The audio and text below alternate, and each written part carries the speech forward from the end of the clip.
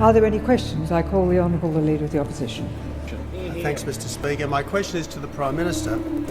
Given that 1/3 of parliamentary colleagues and a quarter of cabinet colleagues have expressed their lack of confidence in him today, how can he claim to have a mandate to continue as Prime Minister? I call the Honourable the Prime Minister. Well, I can understand, Madam Speaker, while I can understand why the Leader of the Opposition doesn't want to remember the election.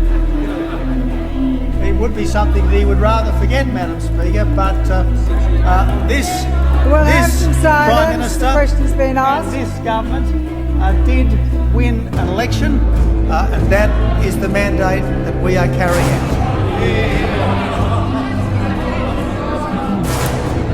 As the Prime Minister explained to the House how the extraordinary public revelations of dysfunction, division and chaos at the centre of this government over the last 18 months will end with today's bloodletting, because it is absolutely crystal clear to the Australian people that we have a divided, dishonest and incompetent government, and today, Mr Speaker, 1/3 of the caucus and 1/4 of the cabinet agreed with the coalition's assessment of this government.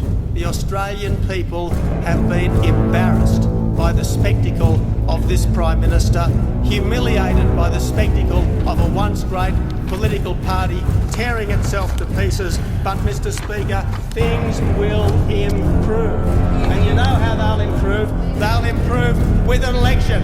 That's how they'll improve, Mr Speaker. Time has expired. The question is that the suspension motion be agreed to. I call the Honourable the Prime Minister. Well, Madam Speaker, I'll say this, Madam Speaker. Sure, this government hasn't got everything right. Sure, this government doesn't pretend to be perfect. The Leader of the Opposition, you'd think, with a motion of no confidence in the Prime Minister of our country, would have been prepared to stand up with a serious critique. What we saw from this Leader of the Opposition was the kind of cheap sneer and smear which proves that the Liberal Party has not learned any lessons. It's a betrayal of the kind of decent leaders that members opposite have had in the past, who actually believed in our country.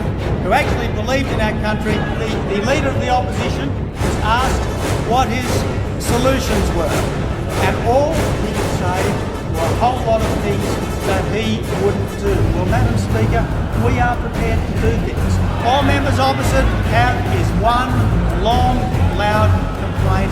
No answers, just a complaint.